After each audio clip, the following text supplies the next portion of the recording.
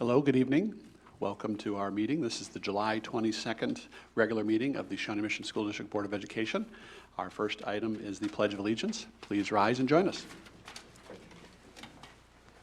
I pledge allegiance to the flag of the United States of America and to the republic for which it stands, one nation, under God, indivisible, with liberty and justice for all. Welcome, and our first item is to adopt the agenda for this evening's meeting. So moved. Thank you, Mrs. Goodburn. Second.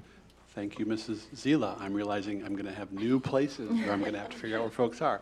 All those in favor of adopting tonight's agenda, please say aye. Aye. Aye. Those opposed, nay. That passes 6-0.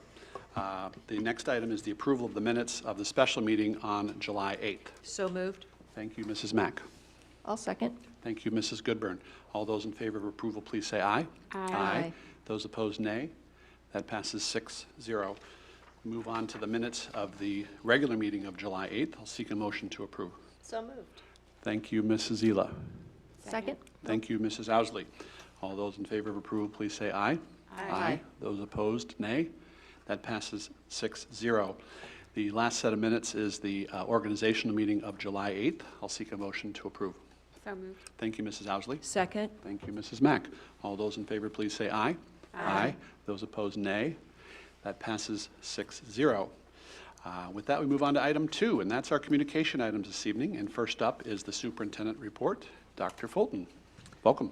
Okay, thank you very much. Well, I want to start off by giving a quick strategic planning update. You know, recently approved strategic plans are roadmap to the future, and that plan focuses on 3 objectives. Those objectives reflect our commitment to engaging every student in creating a personalized learning plan that ensures they're college and career ready upon graduation from high school and helps them develop the interpersonal skills needed for life success. Today, we received word that the Coffin Foundation is going to provide an $80,000 grant to us for the purpose of supporting those strategic plan objectives. Specifically, we will be partnering with Kaufman and other Kansas City area school districts to work on issues related to college and career readiness at the high school level. We'll have certain responsibilities that are part of that grant. The responsibilities that Shawnee Mission will have are exactly the same as all the other participating school districts in the KC metro area. And so we're excited to be part of this work. And the fact that it directly supports our strategic plan is an added benefit. Connected to and supportive of the work that we're doing in our strategic plan is work that was recently completed by the Digital Learning Task Force. That was formed in 2019, these strategic planning processes, and that process kind of ran simultaneously. The purpose of the task force was to review and develop recommendations in order to advise the superintendent on steps needed to ensure that every learner was able to utilize technology as a tool to support their learning. The task force was composed of 30 individuals who were representative of the 5 high school attendance areas. Task force members included parents, students, educators, community members, business, and other educational professionals, along with some individuals who had some expertise in child development. I want to express my deep and sincere appreciation to the task force for their thoughtful work. There's a full report with recommendations on the district website, and we'll send that out as a link to the community as part of our recap this evening. You know, as we look at research from the Digital Learning Task Force, and this will be true of really all groups going forward, we want to make sure that it integrates into our strategic planning process. Focusing on those 3 objectives is important. You know, you think about as a learner, you want to learn how to take control of your learning. You're going to set goals and develop a plan. You want to make sure as a learner that you're making progress toward college and career readiness. Now that looks different for a 2nd grader than for a 6th grader than someone who's in high school. We recognize that. And you also want to make sure that you have the interpersonal skills that you need to be successful, and that's a learned behavior over time. In fact, we all learn that as we go through life, don't we? So we want to make sure that the research that we have available to school improvement team, or site councils, building level work, in whatever form that may take, is informed by and supported by reports such as those generated by the Digital Learning Task Force. There's a number of things in that plan that we want to try to get to fairly quickly. I think the most important one deals with things like students' exposure to content from the internet. We know there's appropriate content. We know there's inappropriate content. To the greatest extent possible, we want to make sure and control access in ways that don't expose students to inappropriate contact. It is the internet. That's always a challenge. So we have to do the best we can to put safeguards in place to make sure that students are protected. So again, I want to thank the task force for their work, and we'll be making sure that that's available to our community as part of the board recap and provide to various groups that are working on implementing the strategic plan objectives, strategies, and action plans. We also have a lot of other great work going on in the district. I want to do some highlights of those. We had a Jumpstart for Learning occurring this month. Members of the class of 2032, if you can imagine, our incoming kindergartners are participating in Jumpstart to Learning. This 3-week summer program allows them to practice literacy, numeracy, and the skills of being a student before the first day of school. And since the start of the program in 2014, hundreds of Shawnee Mission students have gained early preparation for kindergarten. This program is provided with funding from Title I and generous grant funding from the Hall Family Foundation and the Shawnee Mission Education Foundation. Thank you to those groups for supporting this important work. This month, we also have 140 students who are English language learners who are strengthening their skills in the Elevate Summer Program. This program provides elementary students an opportunity to practice language, reading, writing, and math skills with Shawnee Mission educators.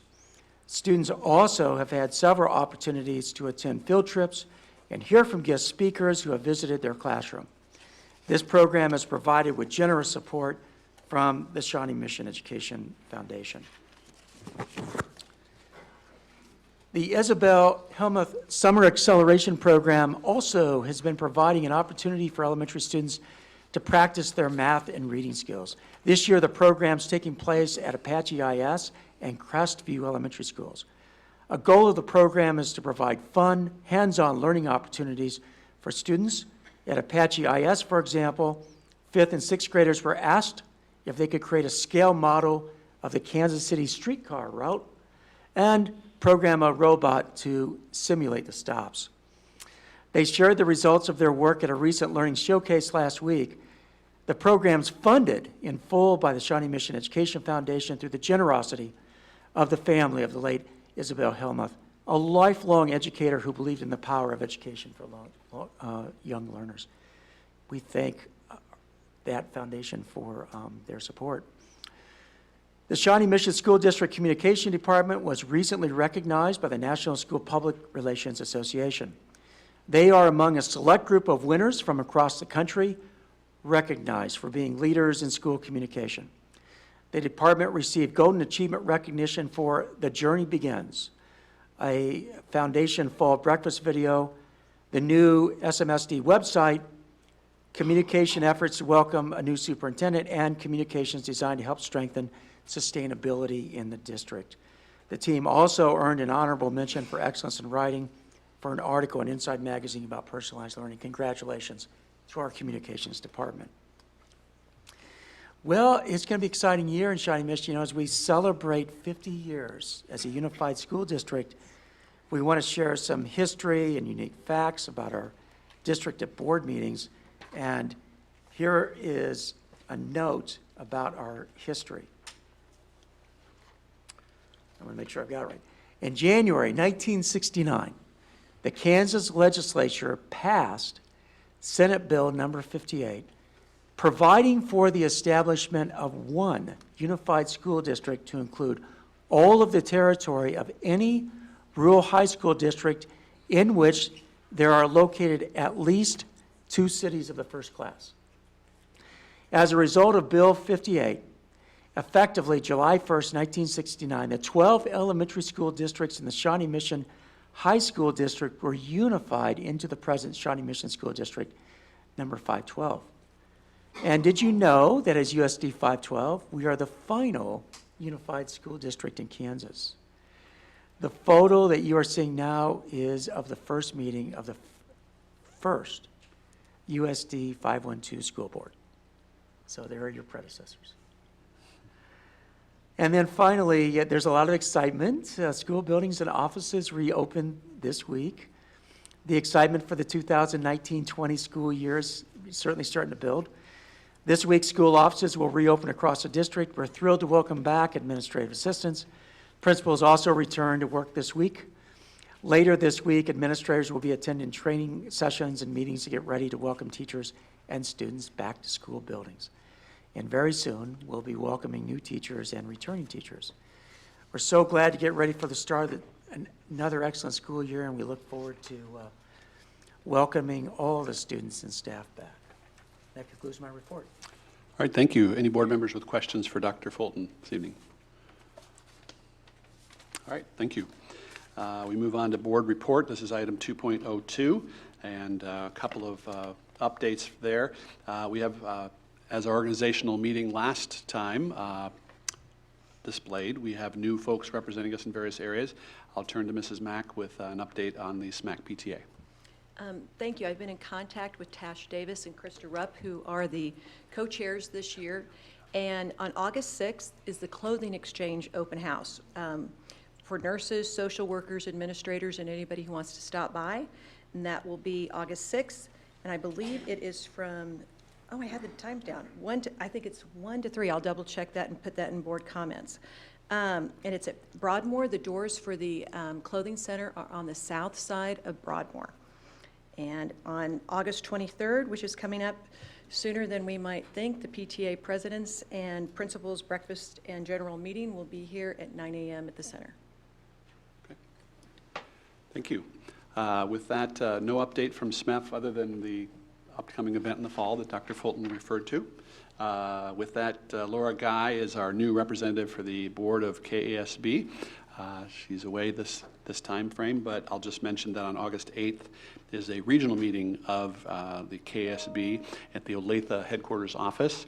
This is an annual gathering on a regional basis. KASB holds these 6 or 8 different places, and so it's an opportunity for board members in this region to gather and have some learning, some discussion, and then interact with fellow board members as we begin to kick off the next school year. So please see Mrs. Wintering if you'd like to register for that event.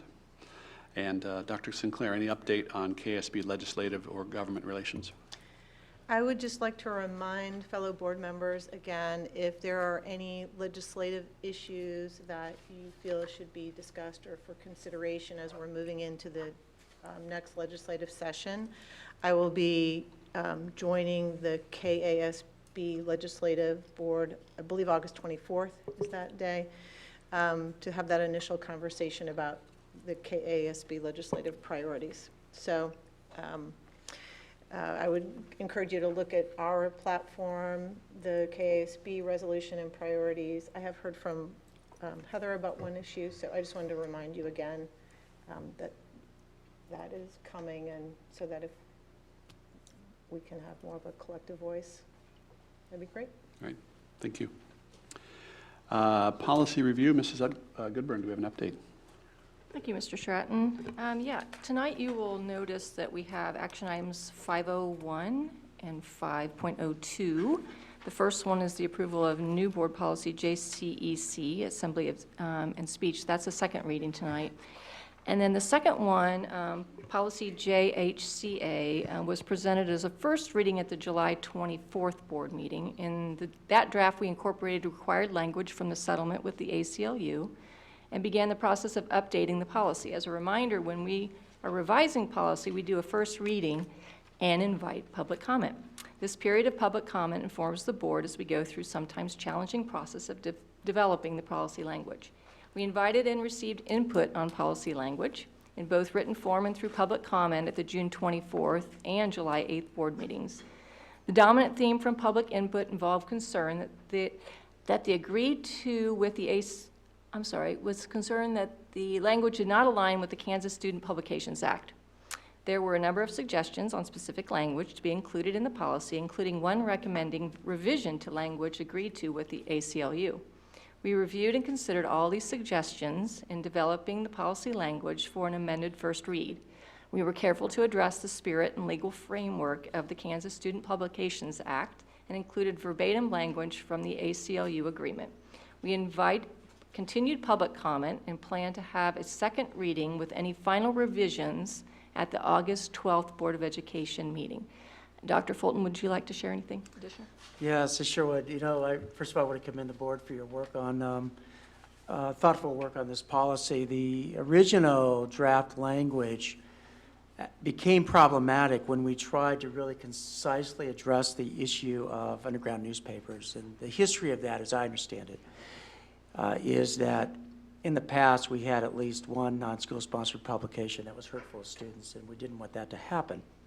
The problem is, in trying to address that issue, we unintentionally drafted language that could have usurped protections under the Kansas Student Publications Act. That was not the intent, and I'll take responsibility for that happening. You know, the good news is the process worked, public feedback was provided. I was really impressed with the respectful and civil tone with which we worked through this as a community. I was particularly impressed with the professionalism our journalism students exhibited in their comments on July 8th. They did a great job, and I told them that after the meeting. This process demonstrates to me that we really can engage in civil discourse on important issues without reverting to personal attack. You know, good for them. I also want to thank the journalism teachers for meeting with Rachel England, our new in-house attorney, and myself. They helped us to develop a deeper understanding of the current practice and their thoughts on the language. So it's important to note that this policy supports and reflects current practice and provides freedoms that are intended for student journalists under the Kansas Student Publications Act. As such, as we were working through this language, we took out the appeal process, and here's why: because our journalism students are responsible to adhere to the Kansas Publications Act, and our journalism teachers advise students and help them stay on track with those guidelines. Since there's no prior administrative review or approval of content by the administrators, then there's really no need for an appeal process, because the students and the journalism teachers control the content, not the administrators. And with that, I'd be happy to respond to any questions when we get down to this later on in the agenda. Board member questions? Yes, Dr. Sinclair. Oh, sorry. I can say I have just a couple comments. Now, or say it for No, the- I think at the action item, we'll then Okay. talk about the specific language of the policy, but as the background was provided by Mrs. Goodburn and Dr. Fulton, if there's any other background information, clarification. Thank you. All right. Thanks for those updates and for that report and the work of the committee. On to item 2.03, and that's the activity fund detail. Dr. Fulton. Yes, I'm going to have Russ Knapp come forward and provide us with an overview of not only this item, but the next several. But we'll do this item first. Yes. Well, good evening. Since our last meeting that I was present for, June 24th, the business office closed fiscal year 2019, which that means a lot of financial reports. So the next four that are on the agenda are required reports that we have to present to the board. The first two, student activities and petty cash, are both student activity funds. They're building funds that are out at the building, and those are mainly your gate receipts and your club accounts. So I'm going to pause there. If you had any questions on those two, I wasn't going to go into a lot of detail on those two. Go ahead. I was just trying to make sense of the activity fund summary. Mm-hmm. And so sometimes there's total expenditures that are double the beginning and ending balance. Some elementary schools have total expenditures and they have beginning and ending balances that are not even close to the expenditures. I'm looking at the activity fund transaction summary. Okay. So I mean, maybe this isn't the place to do it. I was just trying to understand that report. Well, so the beginning balances, they roll forward, and then your total receipts and total expenditures are pretty close to one another. Those two, okay, yeah. So maybe okay. Can I Should give it a try? focus more on total receipts and expenditures rather than worrying about beginning and ending balances. Most of these entities will redistribute or expend back out the money raised that year. Right, okay. Sorry. Right. And some of the balances that are larger, the clubs will save for trips, like maybe the band would be going to England. So they do a lot of fundraising and they save, and those balances will roll forward. Thank you for that accounting refresher. It's been appreciated. Okay. Okay. Then the next one is the unencumbered cash balance. If you looked at that one, you saw where the general fund was a negative $8 million. That's not really the case. The ending balance was zero, but that's where KSDE gives us our final general state aid payment, and they require school districts to split that, and they send that money to us the first week of July, but they ask us to book it before June 30th. So it looks better on the state's books that they have more cash balance on hand versus what a school district has. But I'll show you another slide later on when I come back up, when I do the notice of hearing. It's just the opposite. So KSD likes us to report it this way, and then when we complete our budget documents, they report it a different way. So anyway, I'll get a little more specific on that later on. And then the last report is the monthly financial report. So it's our last one for 18-19. And I wanted to give you so this is the operating fund. So I just wanted to give you a summary. I presented this to you a couple times during the year since January. And so this is just a recap on how we ended the fiscal year. We started with a surplus of $2,041,000 when we approved the budget this time a year ago. Then we went into negotiations and they approved the salaries, and we added $2.9 million worth of salaries to the budget in 18-19. That, we went into it thinking that we're going to have $886,000 deficit with the hopes of trying to recoup some of that money during the year. We were able to exceed what we thought we were going to have in revenues by $700,000. A lot of that came from weighted FTEs were a little bit higher than we budgeted. Interest ticked up during this year, and we actually made about $500,000 more than what we planned on making in interest income. And then some of that was offset by the special education news that we received in May. We lost about $400,000 in the month of May when they reduced that special education reimbursement rate. But overall, revenues came in about $700,000 more than we originally budgeted. Expenditures, we overspent our budget by about $982,000, close to $1 million.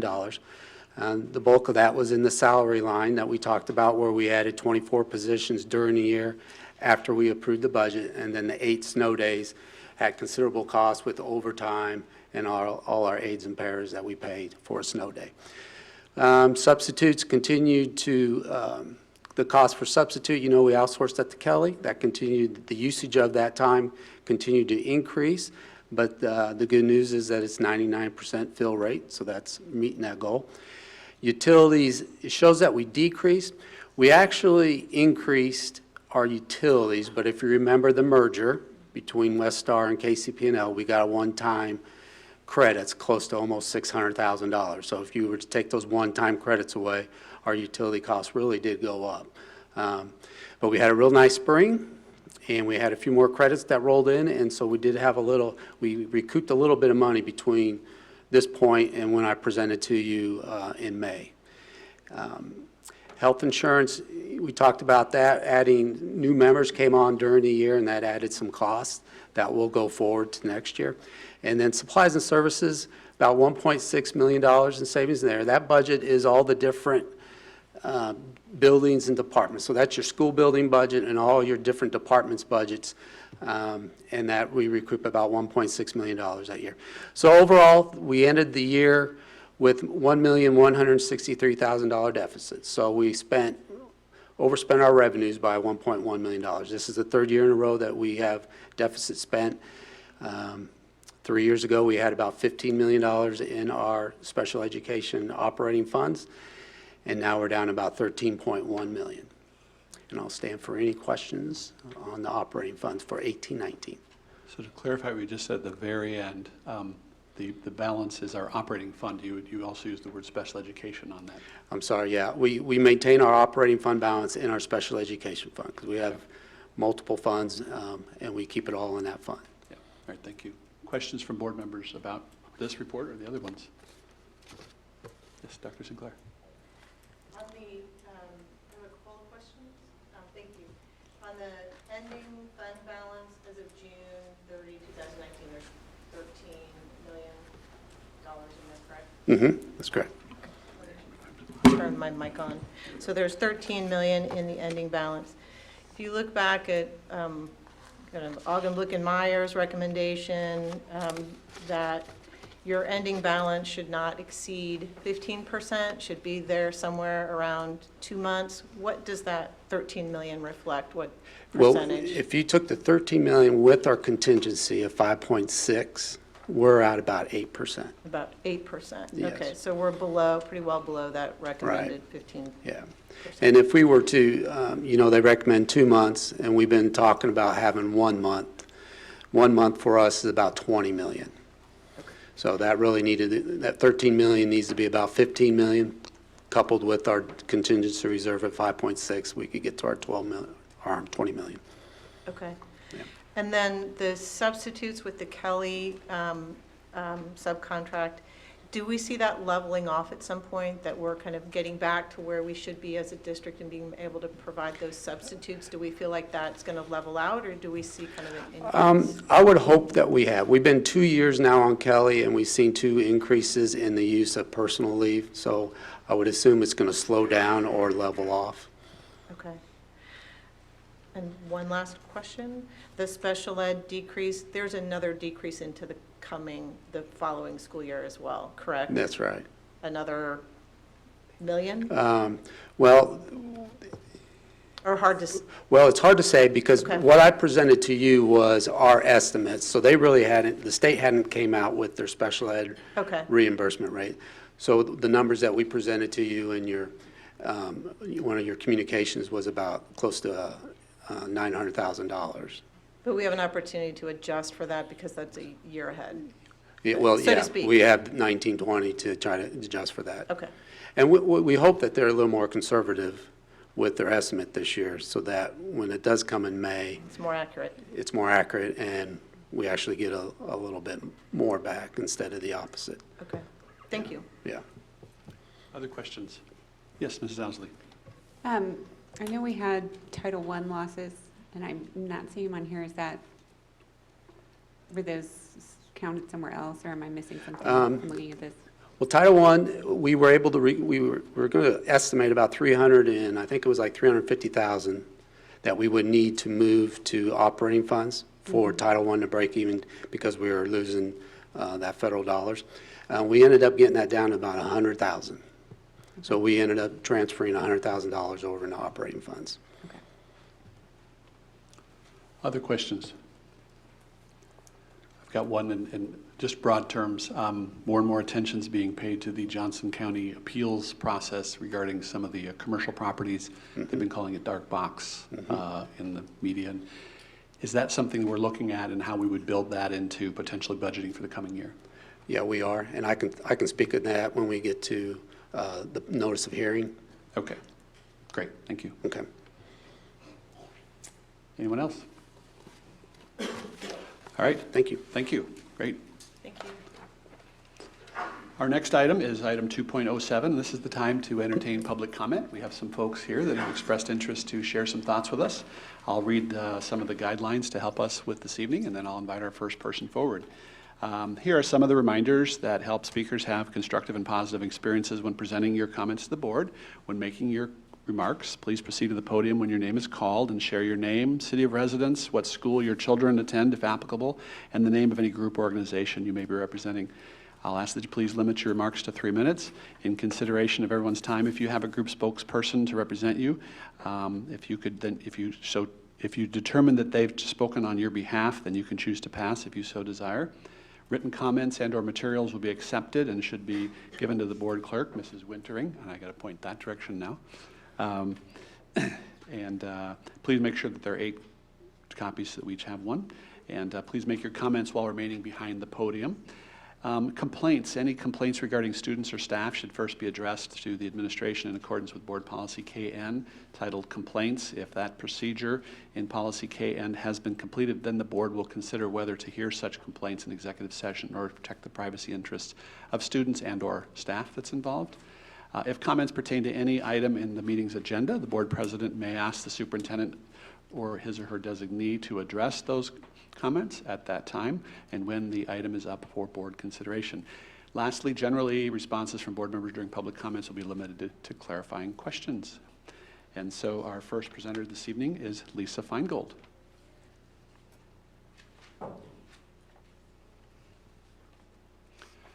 Welcome.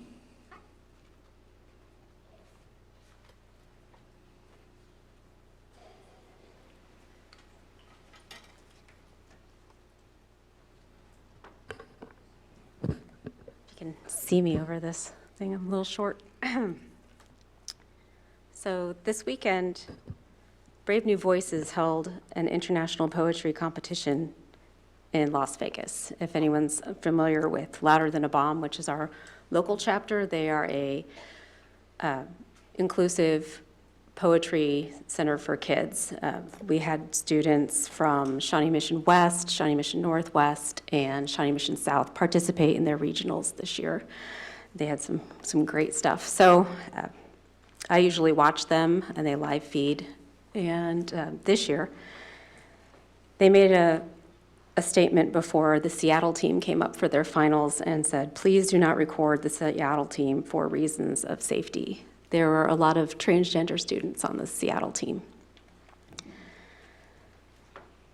I was excited to see in the strategic plan that there were some items in there regarding gender policy and even a timeline for specific things, but as far as policy went, they were to be determined. So what I brought up to Mrs. Wintering is part of a presentation that Dr. Margaret McCarthy gave last year at the Kansas Association of School Board meetings, their conference. And this was part of her presentation. It is Topeka's policy. So just for reference, when that starts happening, I thought I would just provide that as a useful tool perhaps. And she's an expert in her field. She's also been a Topeka Public School Board member since 2006, and she gave a pretty interesting session from what I hear about the need for policy for transgender students as they're some of the most vulnerable and how school boards can help these students thrive. So thank you for your time. Thank you very much. We appreciate your coming forward, and I'll turn to board members. Any clarifying questions for Mrs. Feingold here? Thank you. Thanks. Appreciate you being here and providing that. Next, we'll invite forward Adrienne Maples.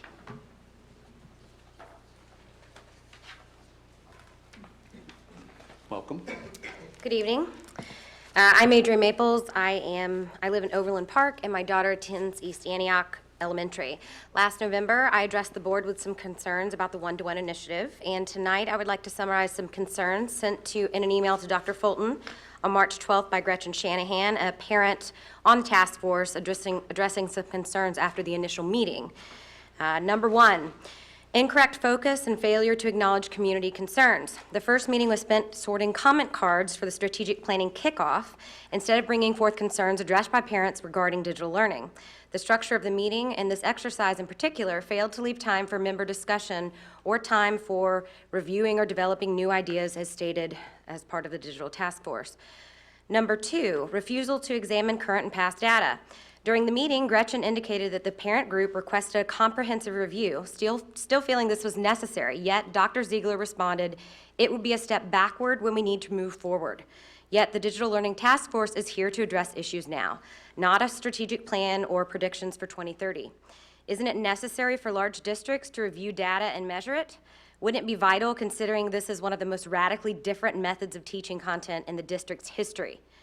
Before Dr. Fulton's arrival in July, I guess the administration was not collecting and organizing the data given to them, or the data collected had outcomes unfavorable to those who implemented one-to-one. I'd like to know the answer to this. I would like to know that as well, and I believe you and the board would as well. Fresh evidence coming to light. In just the last few weeks, more issues were addressed to IT. Parents reported concerns for their elementary students exposed to advertising, inappropriate ad content, etc. There was an image attached of a second grader's earning for reviewing ads on their iPad, and the acronym was FML. We all know what that means. Parents continue to address these incidences because the overall issue isn't being resolved. The 200-plus apps are not academic curriculum. App developers change content regularly, and Shawnee Mission School District isn't keeping up with those changes. We're learning teachers are unaware of features on iPads, apps they're using, and what students are seeing. If administrators are relying on parents to report pop-up advertising and inappropriate content from their students on devices on an ongoing basis, something is definitely wrong here. At open house, parents were also not allowed to access student iPads. Teachers, parents, students, this was outrageous that no one could access these iPads. These concludes the points in the email that I would like to address, but I would like to close with the following. The fact remains we need district-wide policies establishing boundaries which help teachers, students, and parents to navigate these waters as we move forward. We need to ensure that we are utilizing our resources responsibly in the efforts to best prepare the next generation. We needed it done years ago. Thank you for your 3 minutes. Thank you, Mrs. Maples, and I'll turn to anyone on the board if they have any clarifying questions. We do have 5 folks that will be speaking in total on this, the same subject, so I didn't know if, I'll first turn to Dr. Fulton and then I'll turn to the board. Do you have any comments? Because this item is on the agenda in his comments, so I'll turn to him first.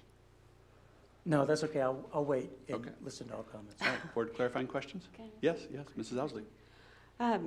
Do you have recommended policy from a district that's implemented policy that you think works, that you could point to and say, this district has done it, they've done it well, you know, we like how they've not just looked at the issue, Right. but what their end product Right. was? We've actually looked at a few districts, and I know that Kim Whitman actually has more information on that, but there are a few districts that we do think are doing some things a little bit better than Shawnee Mission Okay. in establishing some boundaries. Okay, I'll just ask. And yeah, I'll let them address that. Perfect. Okay, thank you. Any other board members with clarifying questions this evening for Mrs. Maples? Thank you very much for Thank being here. you. We Yeah, appreciate it. absolutely. Next up, we invite Gretchen Shanahan.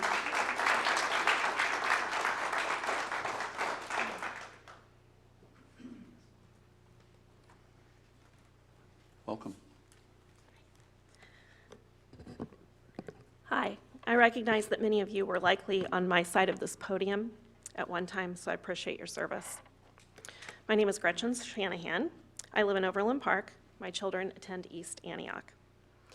The Digital Learning Task Force held its last meeting in June, and then advisory statements were submitted to Dr. Fulton. I served as a member of the task force and had great concerns in how the task force was led from the very first meeting. On June 26th, Erica Franz and I emailed you a letter about our experience and stated that we do not endorse the advisory statements presented to Dr. Fulton. I'd like to read this letter. But first, I provided hard copies to Ms. Wintering because I had emailed that and that you didn't have the hard copies yet, so she has those now. I've also provided copies of a comparison of the mission statement the task force was given versus a suggested mission statement that our group of parents provided the task force at the second meeting after seeing that first mission statement. So if you'd like to compare that, and if anyone here would like a copy, I have more after the meeting. Okay, so here's the letter. The Digital Learning Task Force was formed, oh, and sorry, I won't be able to get this done in 3 minutes, so I have someone else that will finish it for me.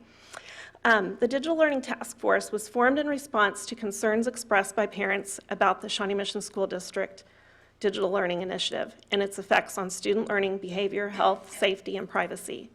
The superintendent entrusted the Digital Learning Task Force to review and develop recommendations regarding digital learning in schools. We were honored to be among the 30 representatives selected to represent district families. We were also optimistic that after a 5-year trial period and an expenditure of more than $50 million, that a thorough review of the program would be conducted.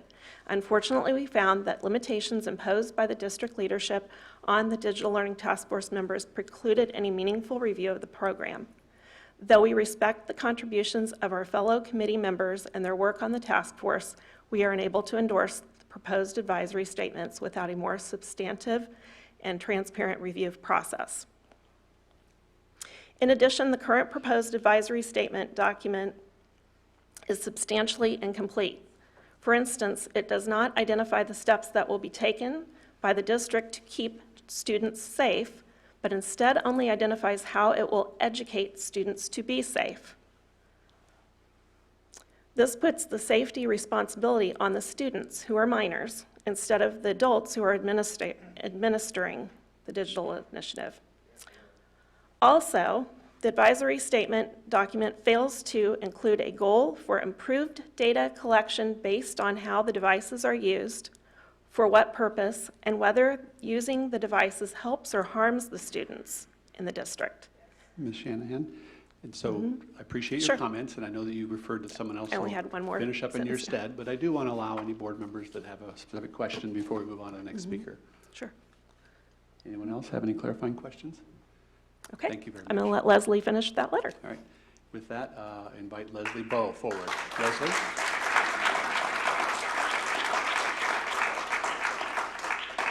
Welcome. Thank you. Good evening.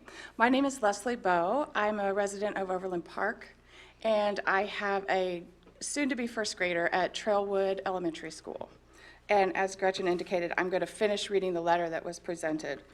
We maintain that any public school program of this magnitude, cost, and duration must be subject to a thorough and independent review to ensure the best outcomes for all students.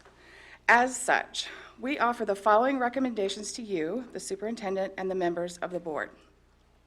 We jointly recommend the completion of an independent audit, including but not limited to the following action steps. Number 1, appointment of a new independent leadership team.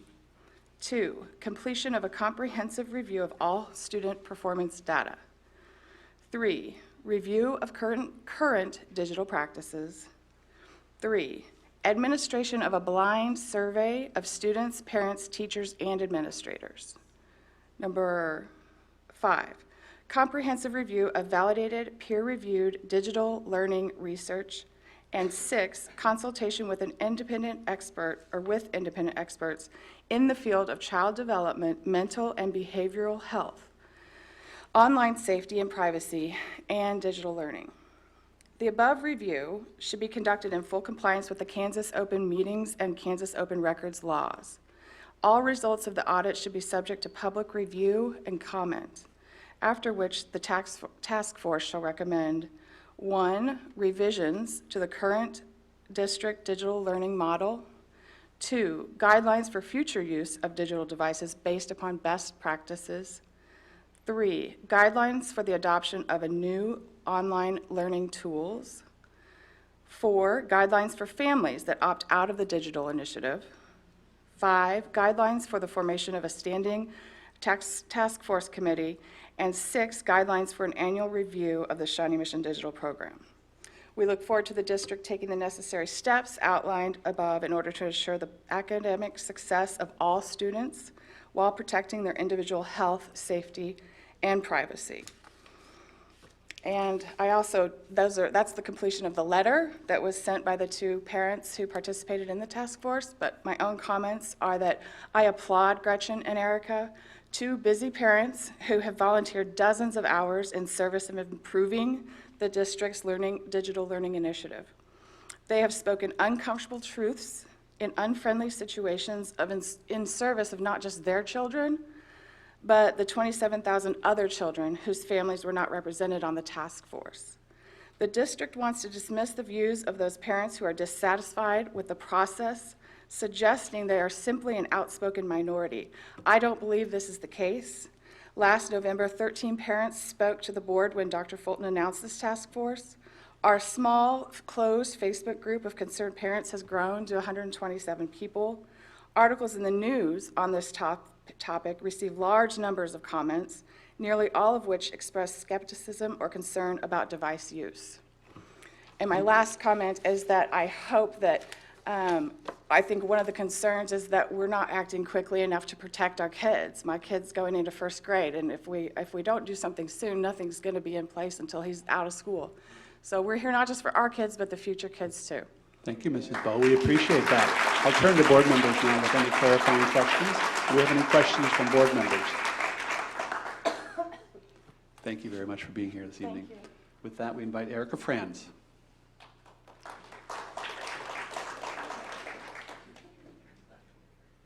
Welcome.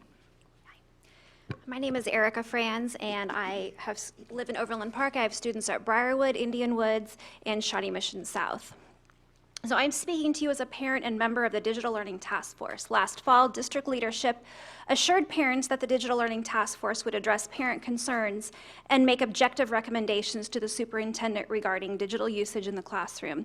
Instead of addressing parental concerns, this task force served to undermine the integrity of the newly adopted advisory process. It has also further widened the chasm between district leadership and parents. I have heard from countless parents and teachers who have expressed frustration bordering on anger with the one-to-one initiative and now with the ineffective task force.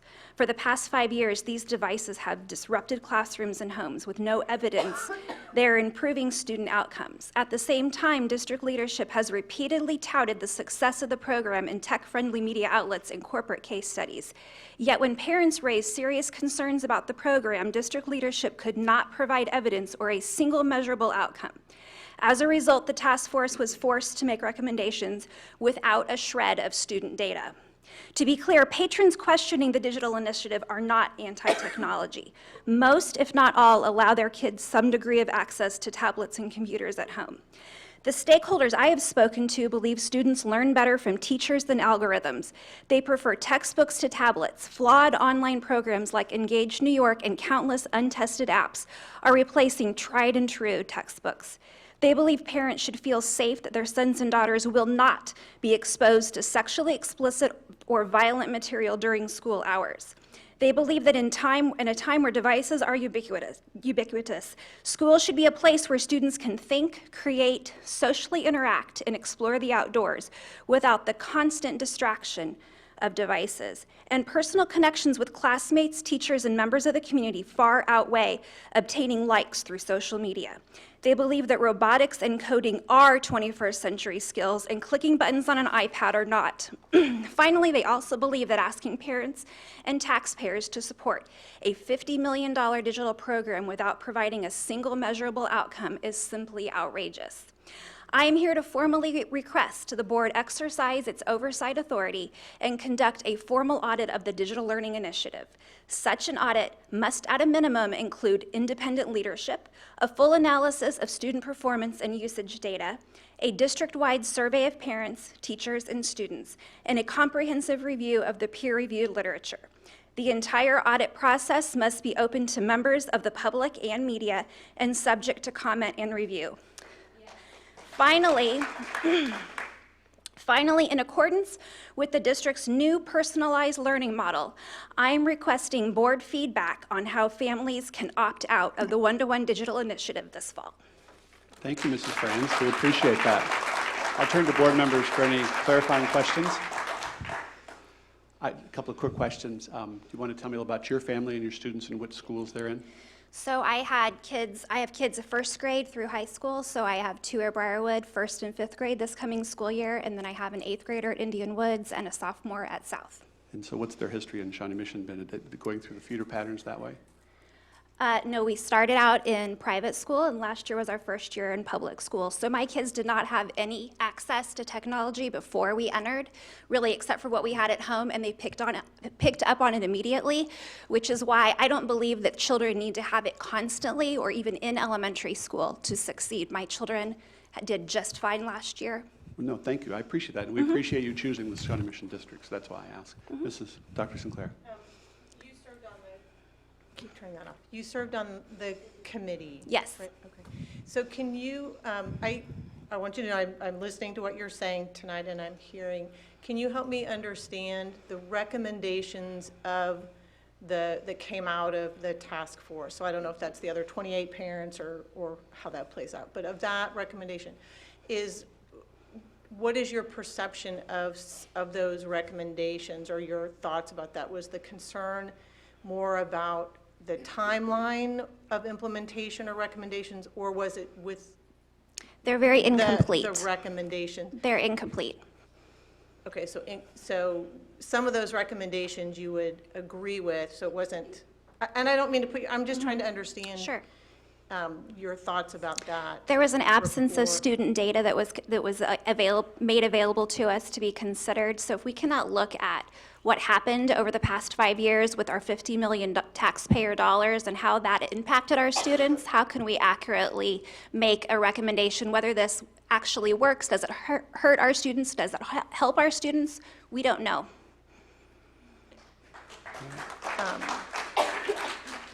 Okay, so the recommendations on there, I was not able to have input on every single recommendation. We were divided into groups, Okay. and my group was chosen for me. okay, thank you, that's helpful. Yes.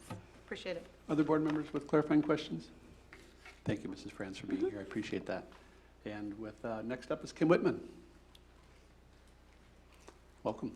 Thank you. My name is Kim Whitman. I reside in Overland Park, and I have 2 children that attend Trailwood Elementary.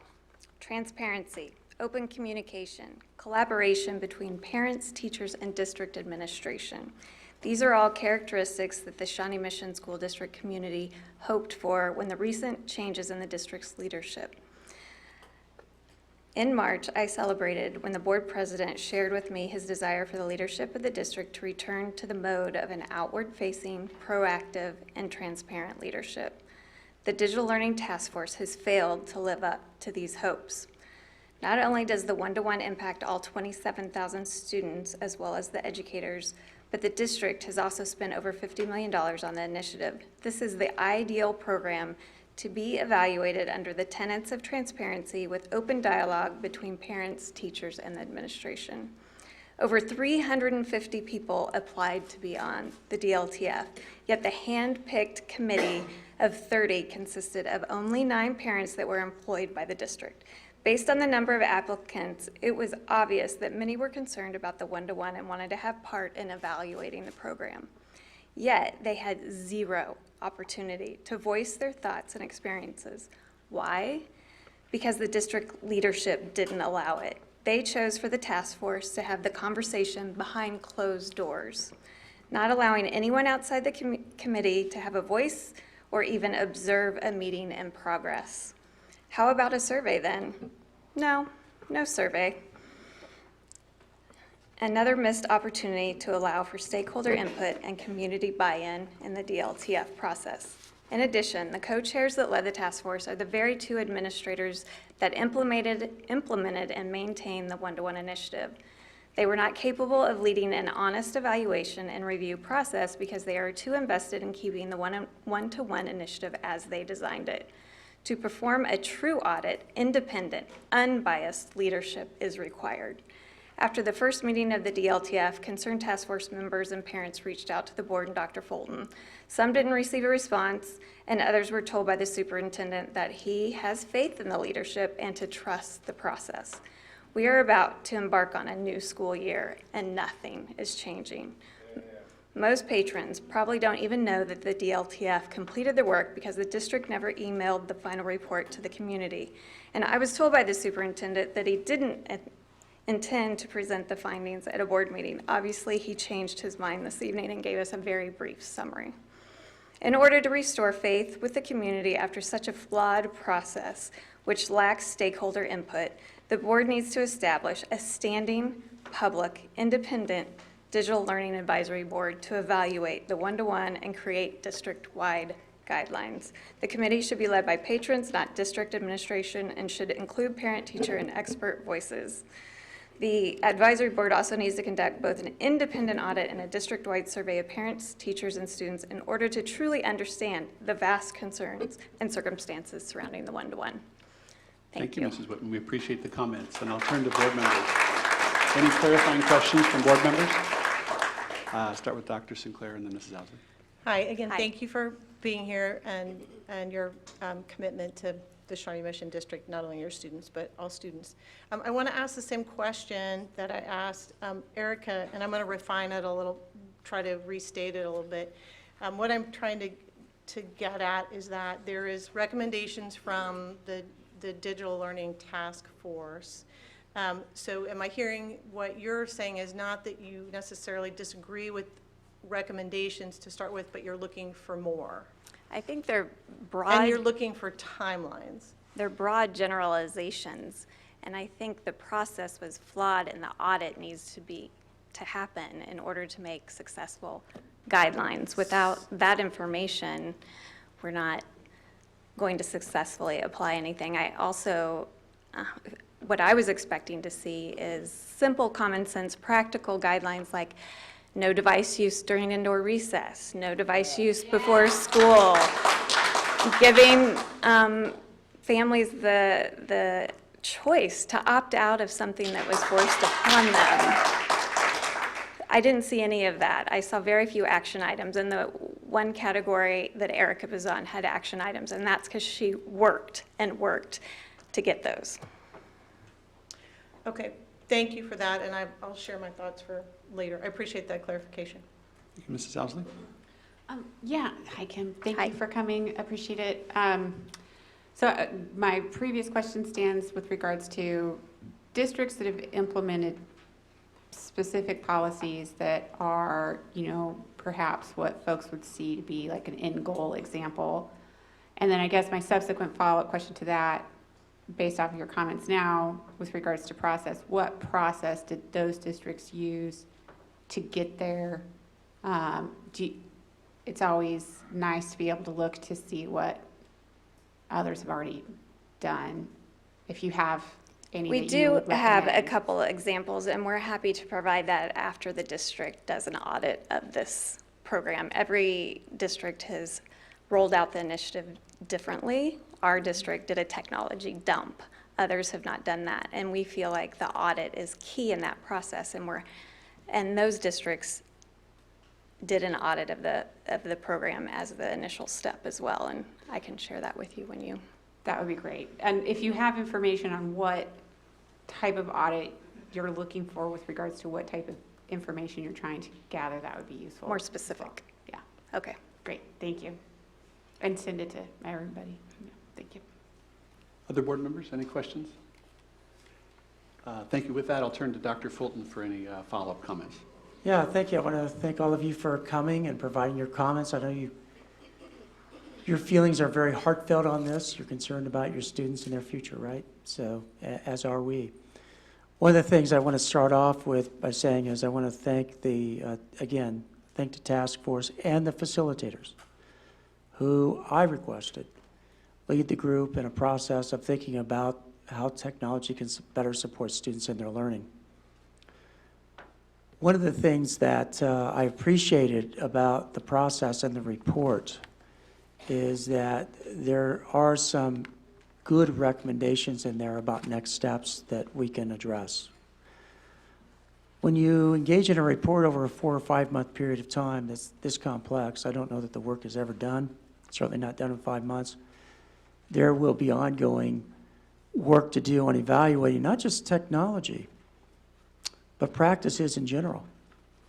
Because one of the things that we have to do is we look at identifying whether or not we're achieving our objectives, our 3 objectives that we've identified, that notion of every child having a personalized learning plan, every child being college and career ready, which has metrics that you can attach to it, and being ready, having the interpersonal skills for life success is we're going to have to develop sets of metrics to measure those. And as we do that, then we can be in a very thoughtful process of looking at what's contributing to helping children achieve those 3 objectives.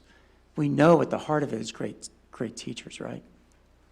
teachers make the difference. But the tools that we use, technology, books, literature, paper and pencil, are tools that contribute to that. And I think technology is particularly challenging because it is interactive with the world. And so we want to use technology in appropriate ways. I don't think anybody here wants to use technology in ways that are inappropriate. We want it to be a tool that kids use for their learning, but doesn't dominate the experience that they have throughout the learning process. So I want to thank you for sharing what you did. I want you to know it's heard. And I've been spending a considerable time reflecting on this topic as we're looking at how do we integrate what's already been provided by a committee that worked very hard to produce these recommendations into our strategic plan, but also what are additional learnings that we need to do. And I can also tell you this, particularly having experienced this before, having worked in one-to-one environments for a long time, you're always going through a process of thoughtful reflection on what's working, what isn't, and why, at the individual student learner on how to help them achieve their goals and be ready for life. So thank you for sharing. I appreciate what you shared. And again, I want to thank the committee and as well as the facilitators for the time that they spent in producing the report. The report is publicly available online in the board recap. We will be sending that out as part of the recap with a link so everybody can be exposed to the report. And I think that's important that it be in the public domain. We also printed some research articles for you. There's one set for Dr. Fulton, and then I will email the board links. Thank you. All right, thank you. Dr. Sinclair has a clarifying question. Dr. Sinclair has a question for Ms. Whitman. I just had a few other comments or observations. So Should I not save for it? our speaker. No, more, Oh, okay. more Thank you for broadly. being Thank here. you. Should I save that for? Yeah, I think Board comment at the end? comments, we'll Okay, we'll thank address you. that. Great. Thank you for being here. I will reiterate what Dr. Fulton said. It is appreciated, the input that's provided to us via email, through conversations, and through this public comment section. Please understand that we're all very interested in that input. And thank you, because it takes time, energy, and a little bit of courage to come forward, and so we don't lose sight of that. Thank you. Next up is item 4, which is our consent agenda. We have several items on the consent agenda. I'll turn to the board to see if anyone wants to lift out any items for individual consideration this evening. Yes, Mrs. Osley. My apologies, I didn't see item 4.10 prior to this evening, and I just have questions on what it is. I had looked at the consent agenda previously, but had not seen that on there. I don't know if I missed it or if it was a late ad, but I just wanted to ask what it was. Well, I think we'll have to lift that out, I think, Yeah, for consideration. Right, so I moved to pull 4.10 and All right, just so I can find out what it is after we All do right. the consent. thank you. Any other items to lift out for individual consideration or questions? With that, I'll seek a motion to approve all items in consent agenda except for 4.10. So moved. Thank you, Mrs. Zila. Second. Thank you, Mrs. Goodburn. All those in favor of approving tonight's items on the consent agenda, except for item 4.10, please say aye. Aye. Those opposed, nay. And that passes 6-0. We now bring forward item 4.10, and I'd like to pose a question on the item. And my apologies, because I know if you have questions to get them in beforehand, so if somebody's can answer it, that I don't know what my school dude is, or what the software operating programs provided through Dude Solutions are, and I just wanted to know. Yeah, we'll be happy to provide Thanks. the answer to you. I think it's just the name itself even more so. I didn't recognize it. I would have recognized it previously if I had seen it. My apologies. I think this is the appropriate school dude right here. Thank you.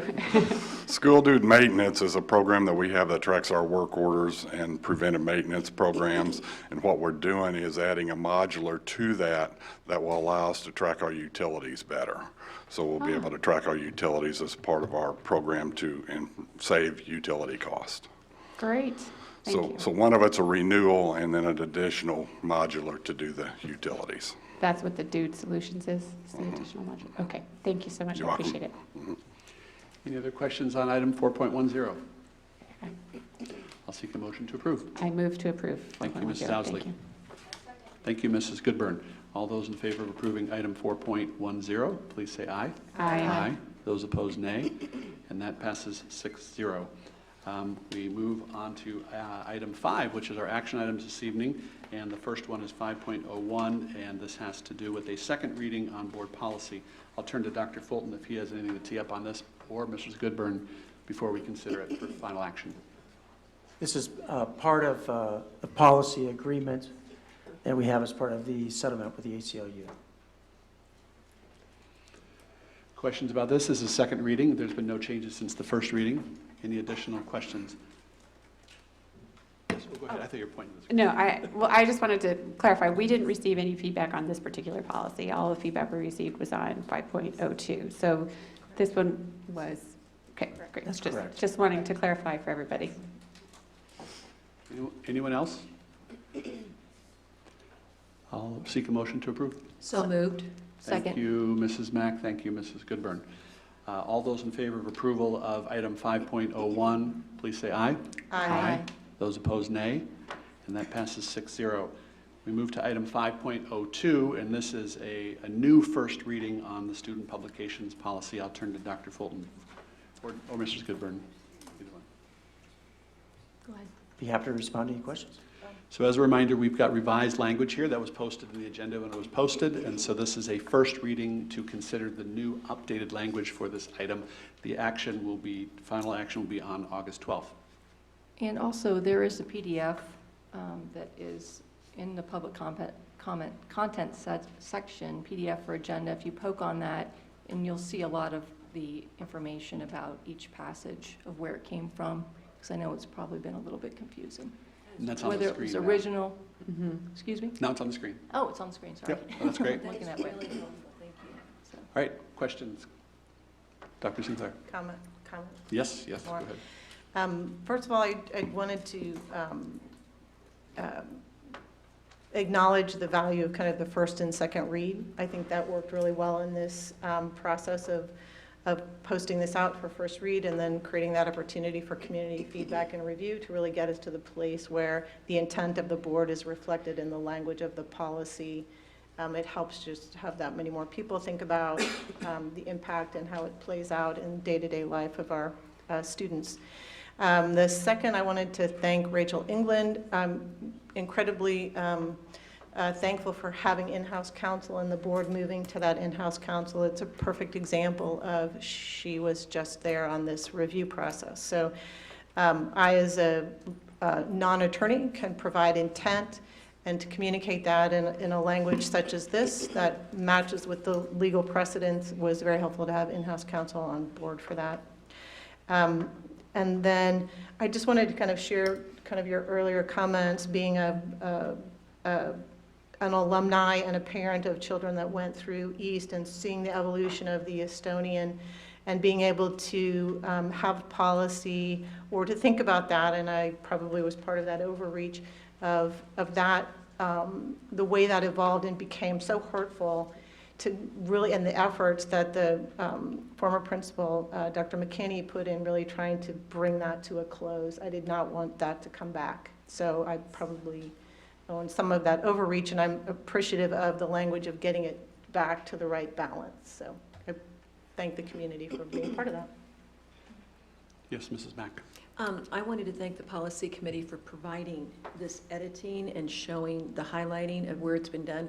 And I would take this opportunity to ask the policy committee to make that something that always happens when something is changed that comes before this body.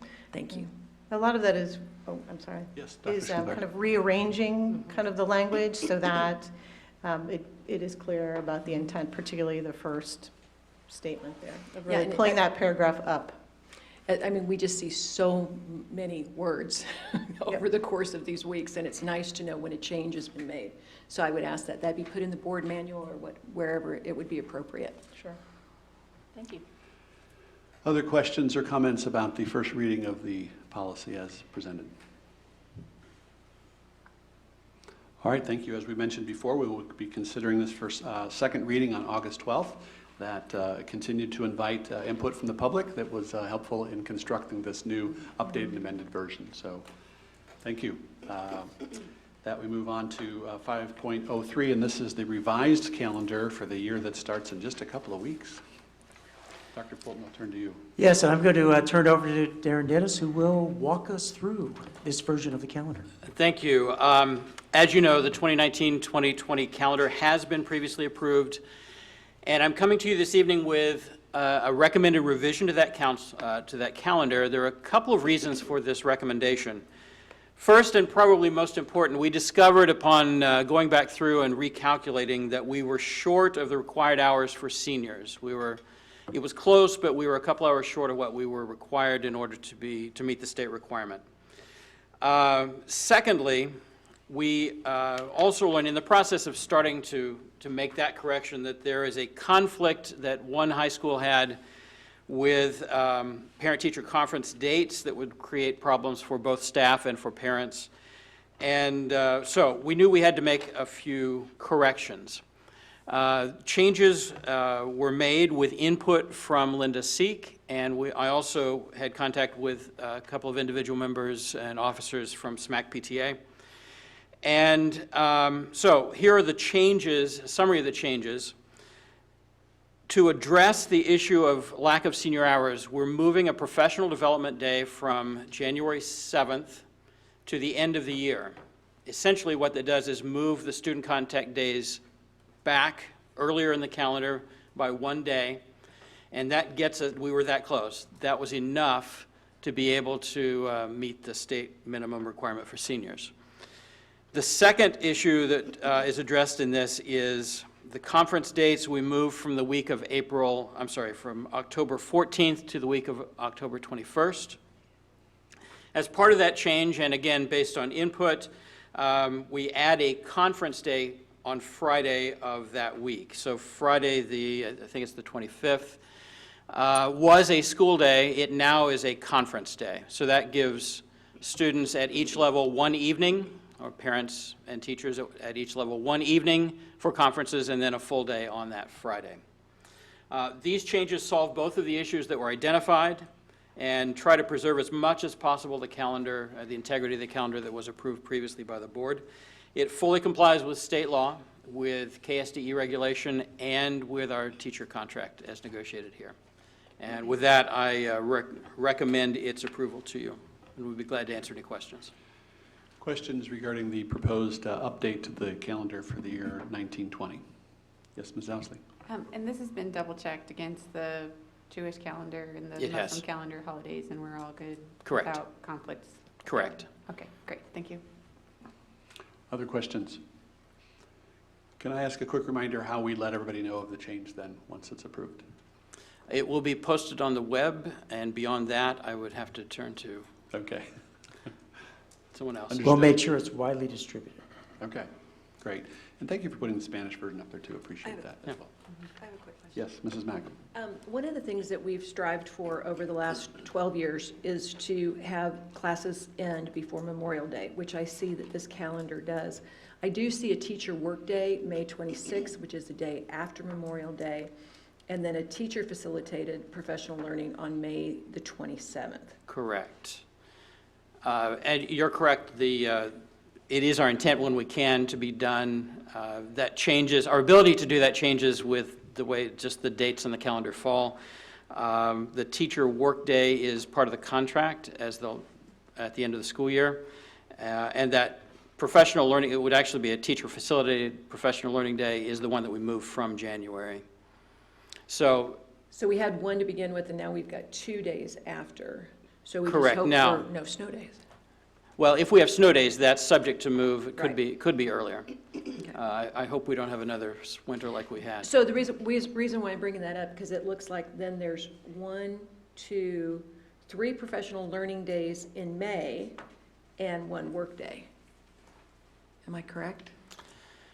I know there are 2. The professional learning day on the 27th is a teacher facilitated day, which means the teachers can bank it. They wouldn't necessarily have to come in that day, assuming that they, through the course of the semester, have logged those hours. I know how hard this calendar is, and it's really difficult because it changes every year. We totally recognize that. It's just hard to see that there are that many teacher professional learning opportunities in the month of May. Right. Other questions about the proposed update for the 19 and 20 school year? 19-20, I guess. All right, thank you for that update. We'll now seek action from the board to approve the updated calendar as presented. So moved. Thank you, Mrs. Owsley. Second. Thank you, Mrs. Zila. All those in favor of approving the updated calendar for the coming school year 19-20, please say aye. Aye. Those opposed, nay. That will pass 6-0. And now we move to the next item, which is the calendar for year 2021. For 2021, basically what we did was take the calendar that you just looked at and try to find equivalent dates in the new year. So the contours of this calendar should look familiar. It's very similar. It maintains the parent-teacher conference date change that we just discussed. It does not make the change that we talked about with regard to the professional learning day. So that remains in January instead of at the end of the year. The other change deals with a work day the day before spring break. In the past, that has been, I think it was pre-K 8 work day. The only students in school that day were high school in the past. This would make it a work day for everyone. Otherwise, as I said, the contours of the calendar should look familiar to you, and I would recommend it to you and be glad to answer any questions. Questions regarding the calendar for the year 2021? All right, thank you. Seeing none, I'll seek a motion to approve and adopt the calendar for 2021. So moved. Thank you, Mrs. Owsley. Second. Thank you, Dr. Sinclair. All those in favor of approving the calendar for 2021, please say aye. Aye. Those opposed, nay. And that passes 6-0. Now we move on to item 5.05, and that's the authorization to public notice of hearing regarding the budget process for the coming year.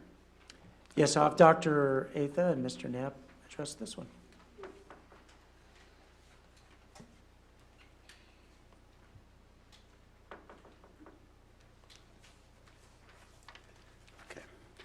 Well, now we'll transition to 1920 budget. So the item that is on your agenda for your approval is the notice of hearing.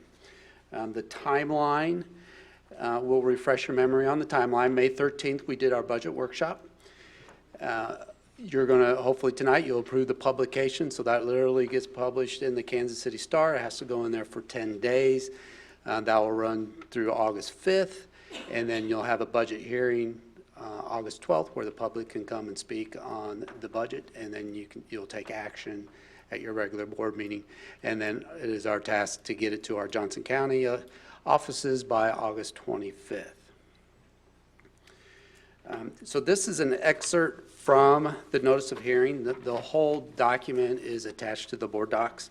I was just going to hit some of the larger items for what you are going to be approving.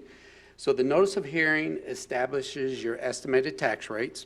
It establishes your expenditure limits. So what you're approving tonight that will go into the paper will be the expenditure limits. Those are set as original, and as you know, state law allows us to republish if we're going to exceed those. So we come back to you in the spring if we think we're going to exceed those and ask for a republication. We didn't have to do that in 1819. The general and supplemental general funds are listed there, and that's the school finance formula, so it's pretty much calculated for you based on the weighted FTE and what our LOB percentage is at 33%, which is a maximum you can do by state law. The total budget that you'll be approving is $473.5 million. That's about a $39.6 million increase over last year, but a lot of that is in the CAPERS fund. They only funded 2 quarters in 18-19, and now they're going to fund, well, we're supposed to fund 4 quarters in 19-20, so that makes up about $20 million of it. The other part of it is the general and supplemental general fund. You know, with the more funding that we've gotten for 19-20, there's about $8.7 million more in our general fund and LOB. So that's kind of what's driving the increase in the total budget. The other things that I want to point out is the mill levy is going to be, we anticipate to be 52.115. Again, that is just an estimate. It is set in October once the final assessed valuation is determined by Johnson County. Right now, we're building the budget based on estimates of an increase of 5.6%. Okay. Is that where I insert my question? Oh, yes. I wanted to address that. So Johnson County Assessor's Office has done a good job over, probably been about a good 2 years, whenever Commissioner Eilert came and talked to us, keeping us informed on the black box theory. So one of the things that we can do is we can adjust our tax collection rate. So if we adjust it down a little bit, that means we can collect a little bit more taxes. And so what our goal would be is we need to collect enough taxes to continue to spend to cover our programs, but if we have to do a refund to the county, then we have that money. Because what we anticipate happening, if an adverse ruling comes back to the county, they'll go back to all their tax entities, Johnson County, the cities, the school districts, and we would have to do a refund. I don't know what that dollar amount is, but we needed to have it in our fund balances to refund that. Plus, continue to do what our expenditures, what we need to do to run our programs.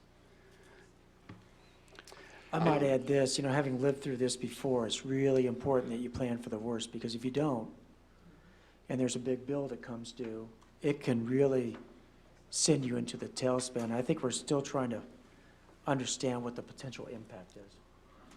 But you have to proactively plan. Yeah. So for this, or it will cause major issues when and if the ruling comes down and is upheld. Yes, correct. And the timeline is really the unknown. You know, there's that ruling, and then they're going to appeal it. How long will that appeal take? It might not even affect us in 1920.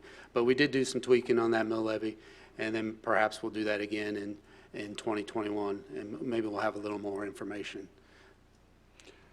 Yes, Dr. Sinclair. Is this partially a recommendation of KASB or any of the other USA Kansas that districts be doing this? We really got it from our state budget workshop that we went to with KSDE puts on. KSDE, okay. Yeah, they kind of gave us a heads up. If you tweak those collections, your tax collections, then that helps you just kind of build that balance just a little bit. As you can tell, we tweaked it a little bit, and we still kept our mill levy going down just a smidgen. Okay, and isn't this the year the state is also doing the audit on reserve funds, the legislature? And I think one more year out. One more year out? This year, yeah. It'll be next year when they do that. Interesting. Yeah. Last quick question I have before we flip the slide here, and that is, so the projected assessed valuation for all properties in Johnson County, or Shawnee Mission, would be the projected $4 billion. Sounds like we're talking about federal money now when I say that.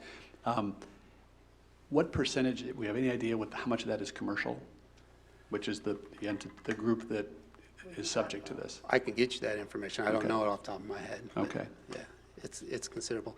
And I guess I want to clarify too that you brought up, Dr. Sinclair, about balances. Really, the black box only affects the tax funds that we kind of control, like our special assessment, our capital outlay, our bond and interest. Because the general fund is $20 million, and that goes to the state. If you remember, that's collected locally and goes to the state. We really don't have that. The LOB, we have the LOB is your budget authority is determined by the formula. Okay. And then what mill levy do you need to levy to generate taxes to pay for your budget authority? So we'll have the ability to increase our mill levy based on what our budget authority is. It's the other funds where we don't really have, we need to tweak the mill levies to generate those tax dollars to cover those funds. I don't know. And not I think I followed, but I could not repeat what you said. Thank you. I guess my point is, I hear what you're saying, yeah. It's not really the operating funds that's going to have a big impact, because we have the ability Okay. to make up for that. It's kind of, the capital outlay fund would be the Okay. biggest one that's hurt by the black box. Okay. And I just want to clarify on that one point. I believe we're referring to it as dark box, just so that we're consistent across Dark all box? Okay. references. Yeah, I believe dark store theory, Okay. and it has to do with the store being closed for a certain period of time, thus the store going dark. Yeah, Yes. so Yes. just want to add that because it's starting to get some airplay and wanted you to make sure that we're talking about the same thing. Thank you. Yes. You can proceed. Okay, so there's, that the publication doesn't give you a lot of meaningful information, it's just a lot of numbers. So this is the summary of fund balance that you've seen many times before. I presented it to you in the past. So the budget that hopefully you'll approve for notice of publication started with the $5.4 million surplus that we presented to you May 13th. We've added $961,000 worth of salaries for the classified group that we approved in June. That brings our surplus down to about $4.7 million to work with. The budget does not include any salary increases for the other pay groups, the certified psychologists, parents as teachers, and administrators, and there's no increased cost for the the monthly health benefit that the district pays, which is $649 a month. So those costs aren't in there yet because we're still negotiating those items. So anyway, the operating budget would look like this, $4.7 million surplus, leaving, well, right now it's a $17.8 million, but again, that does not include any additional salary increases that will get approved going forward. And then this is a slide that I kind of touched on earlier. So this is the fund balance slide that comes out of the budget document. So it's slightly different than what you saw earlier that's attached to the board. But as you can see, it says we have about $78 million in unencumbered fund balances. The arrow that says operating funds is a special education fund, and that's where we keep our operating balances. And so that's $13.1 million. And as you can see, if you just follow that row across, 3 years ago, we were at $15.4 million, and we deficit spent. So that took us down to $14.2 million. Deficit spent, $13.1. So we talked in the past, in May, and even earlier, that we need to kind of stop that trend. We need to get back to $20 million in 1 month of expenditures.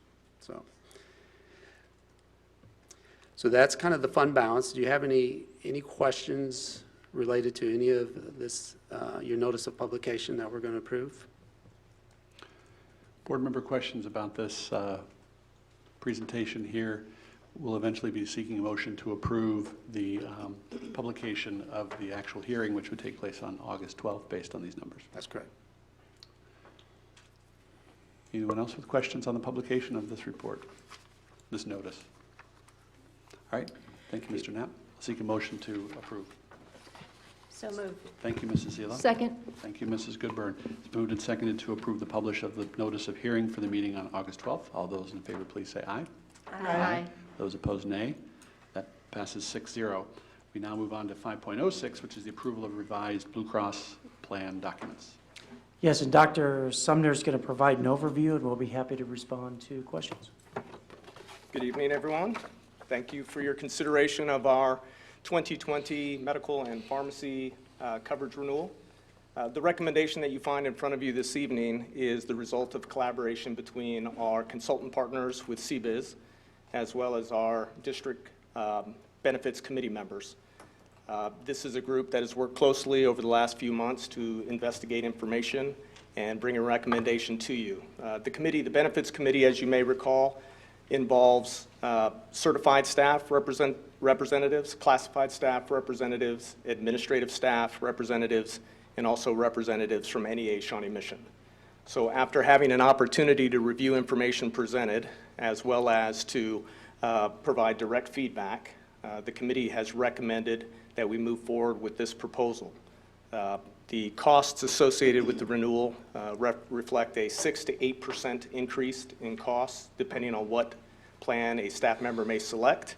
But as you're also aware, I believe we are trying to mitigate those costs to every degree possible. So given that this matter has just recently transitioned from the very capable hands of Dr. Southwick, I do have Dave Johnson from CBIZ with me this evening to answer any plan-specific questions you might have as we consider this matter. Questions? Yes, Dr. Sinclair. Could you just elaborate for me again on the committee process for reviewing this? How much continuity is there from year to year of folks on that committee who are kind of knowledgeable about the decisions and rationales that were made previous years? Absolutely. And kind of have that historical I see Karen, knowledge. and I don't know that I see anybody else from the committee. I'm an indirect participant. I attend the meetings. I'm not a voting member, but Karen, correct me if I'm wrong. I think our group's been together for a good. This is just my second year, but I know that Linda and Kevin have been on it, and Becky. I think that the same people have been on it for quite a while. They couldn't find an elementary person for a while, so Sure. and I got on. I would say I was knowledgeable, but I'm on it. It's a great question in the fact that I think everyone on the board recognizes the complexity of this topic. And so I do think one of the things that is done exceptionally well within the group is the education process. And I think that's something we reload annually. We don't take for granted that folks carry this knowledge with them from year to year, because it's one of those things that you're really intense and intentional about it for a period of 2 to 3 months. And then other things come to play. So on the front end, each year, Dave and other colleagues from CBIZ, as well as Dr. Southwick, spend a great amount of time, I believe, going through the X's and O's and the basic functions of how the negotiated new rate is achieved and what the individual pieces of each plan mean for the subscriber. Thank you. You bet. And thank you to those folks who serve on that committee. Yeah, they do an exceptional job, truly. Mrs. Mack. I have more of a comment than a question, so relax. And Karen, you wear many hats. Thank you for the time spent on this. I wanted to echo what Dr. Sinclair said.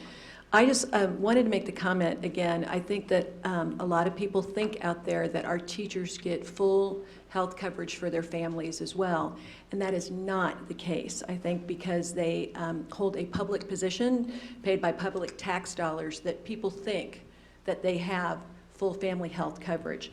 They do not. The only school district in the state of Kansas that I'm aware of is Wichita. I still don't know how they do it. But I hope in years to come that that is something that is addressed by the public, because, you know, we can talk, I want to be very careful what I say, but I want to correct that knowledge of what's out there, that they do not get family health care and they have to pay for it out of pocket. So, you know, whether it's looking at joining together other school districts together to become a consortium and getting a lower rate or whatever it's going to take. But I want to continue to point that out. I think it's an excellent point to make, and it's one that really needs to be reinforced with the idea that even individual health care coverage is becoming much more difficult from an affordability standpoint. And again, I think one of the measured effects of the committee that we have working on this has been their willingness to problem solve and achieve a rate, especially this year, that was so much more favorable than the initial negotiation reflected. So I can't say enough about the work that the teachers and other staff members on this committee do, and it really led us to a much more favorable outcome this year. So. Other questions about the item before us? Thank you. Thank you. We'll seek a motion to approve.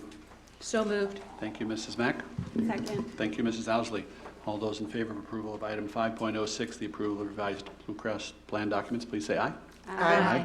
Those opposed, nay. That passes 6-0. Next item is 5.07, and this is approval of a contract on the service thought exchange. Dr. Yes, Fulton? and David Smith's going to come forward, and he'll be overseeing that, provide some insight on the why and the use. Good evening, Board. As you remember, we use Thought Exchange as a part of our strategic planning process.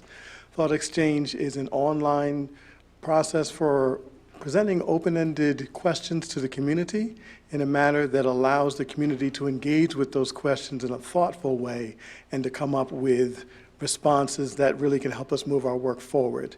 When we used it with strategic planning, we had more than 1,500 people participate, and we had 33,000 different interactions with the thought exchange.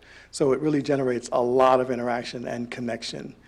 This is a renewal, and what this renewal will allow us to do is to give access to our individual school sites to use the thought exchange tool with their leadership committees, and will allow them to use that to gather information at the school level and to use that in their strategic planning and work.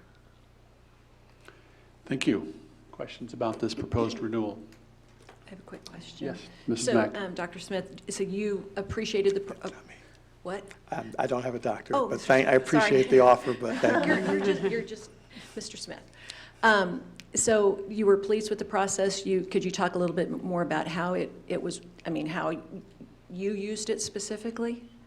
We used, if you remember, particularly during our opening meetings, and then we asked a question that went through the beginning of the process to really gather input, to get a sense. One of the things it does is you'll ask a question, people will respond to that question, and then people get to see other responses and interact with those responses, rate those responses, so that you get people's, not just their initial thoughts, but their reaction to other people's thoughts. And then that can spark connections. And the tool it uses artificial intelligence in order to coalesce different thoughts and ideas and help you see patterns in those interactions, which provides meaningful data.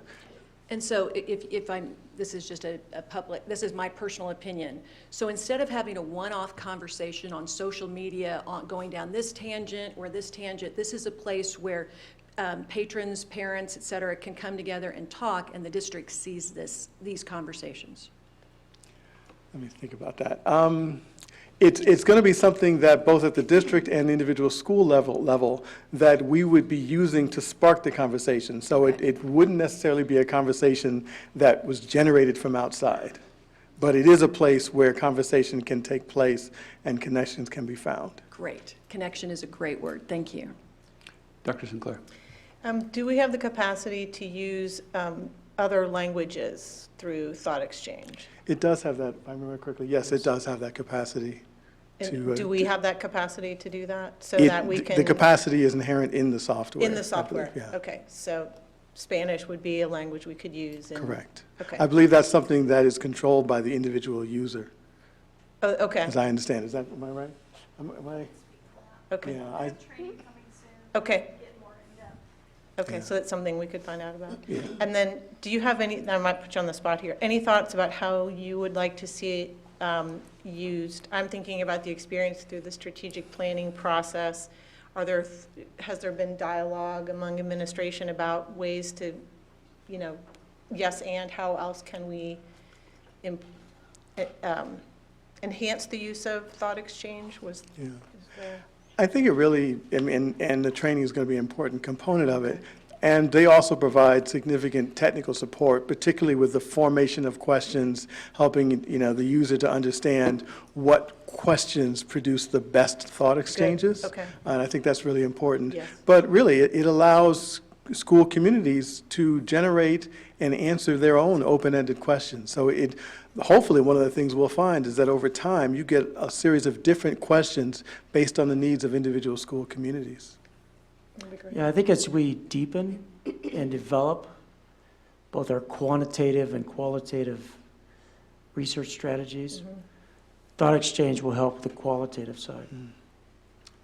And it was extraordinarily beneficial in the strategic planning process, because it was interesting that things that the research areas of student learning that research suggested were important for students for their future were the same sorts of things that parents and staff are identifying as being important for students as well.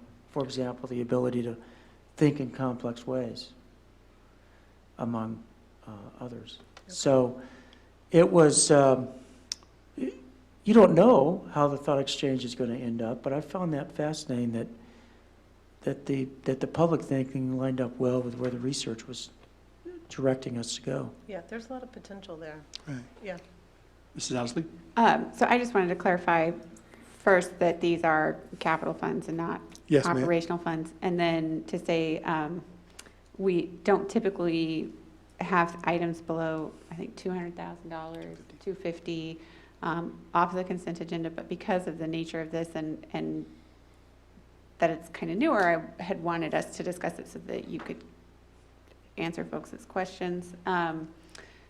Because it was useful during the strategic planning process with regards to gathering input, and it helped guide the conversation at that beginning during the steering committee in talking about all of the things that were identified by the various folks who had participated with regards to kids needing that social emotional connection and soft skills and being welcoming and building on diversity and all of that in the district. It was useful. So thank you for coming in, for confirming that it was also capital dollars. Appreciated.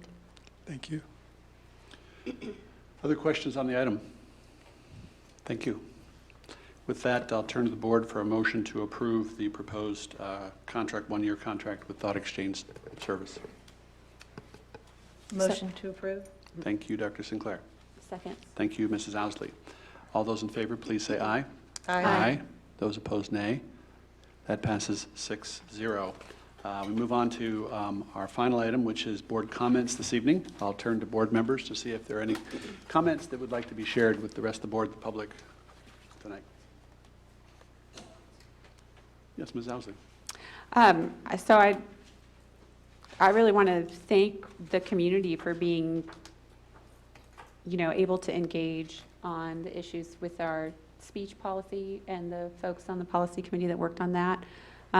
People reached out with really helpful input, and I know it seems like it's rocky as we work through it, but I think that it's been nice to have the community work together on that. And again, tonight, I thank everybody who came and showed up and gave their input, and I look forward to continuing the ongoing conversation on how to make the district better, and hopefully work towards progress that folks can be happy with. And I know you've got our emails, so you can get in touch with us with additional information. And we're, part of it is you never get it right the first time, but you just have to be willing to keep working forward. And I really appreciate that people are willing to come and engage openly and to trust us with the information to allow us to keep going. So I guess that's all. I appreciate the folks who turned out tonight. I know it's not easy to get up and talk.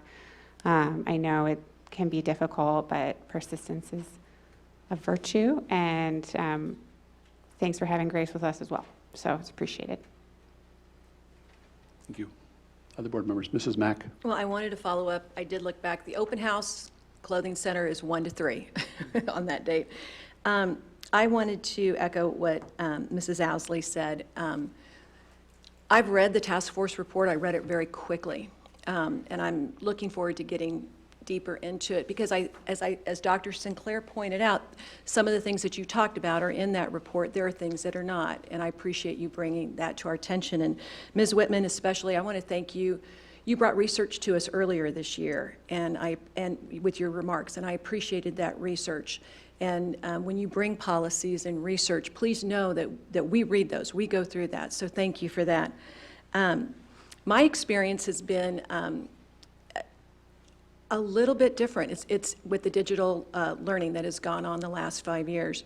As I've talked about before, I'm a volunteer, and my little guy that I work with, he has definitely benefited from having an iPad. He went from 1st grade to 4th grade reading like that within a couple of weeks.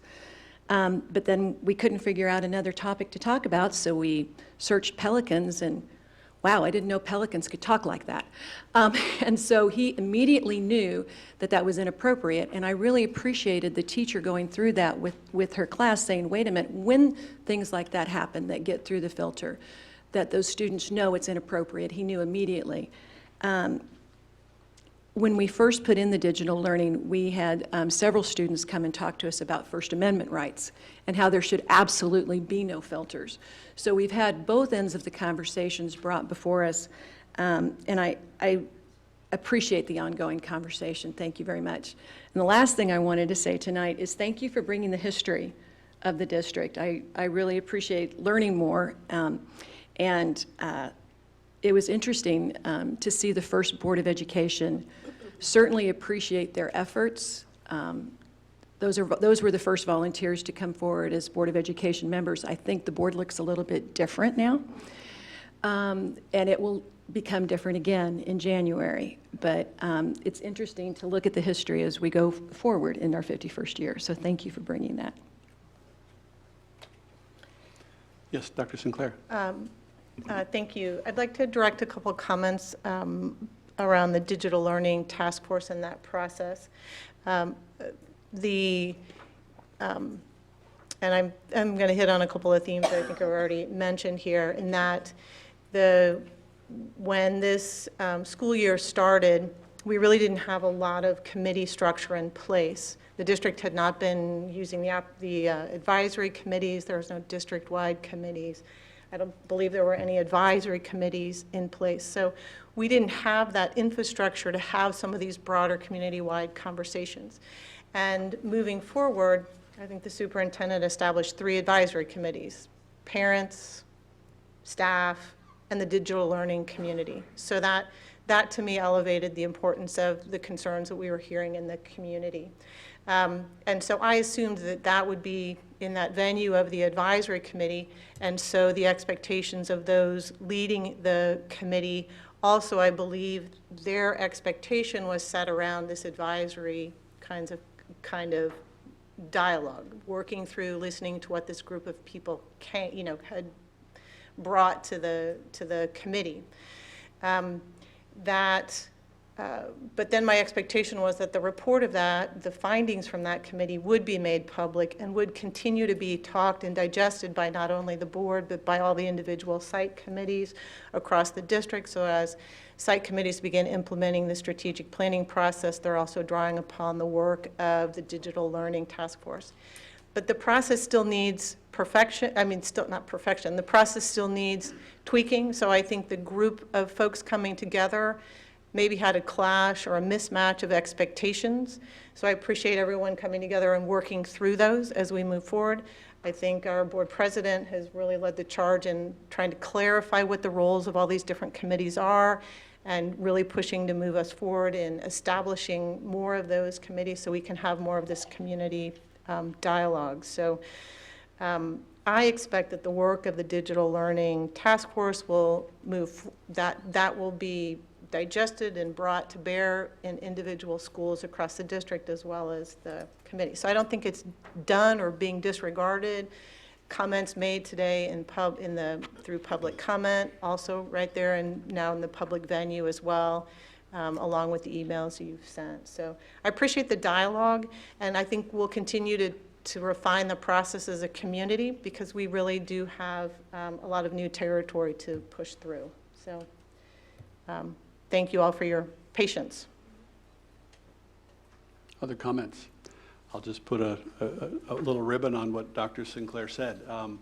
As was mentioned, I've been on the record since 2004 advocating for advisory type groups in order to provide interaction with this board.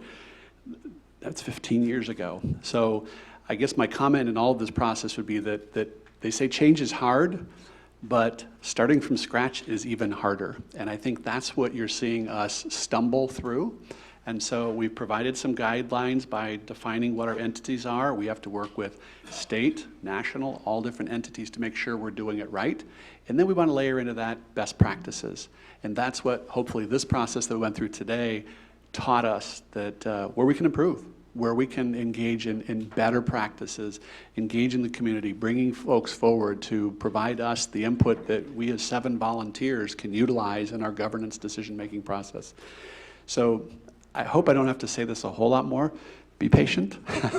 We're getting there. There's lots of conversations around structure, and that's what this policy committee is going to be working hard on, is to continue to put structure around what's now, I think, a very helpful strategic plan that begins to give us guidance. And behind that guidance is this huge infrastructure that I feel in some cases we're building from scratch. But, you know, we're celebrating our 50th anniversary, but for a lot of this is still new. So believe us when we say that we're working very hard to continue that community engagement as best as possible so that all voices can be heard, and that's what we'll continue to work for on your behalf as the Board of Education. With that, Our next meeting is August 24th. Thank you for being here. Wait, August 12th. And the reason I find that so funny is teachers will be in buildings and students will be coming to school at that point. Yes, so our next meeting is what school will be at again. Thank you. We are adjourned.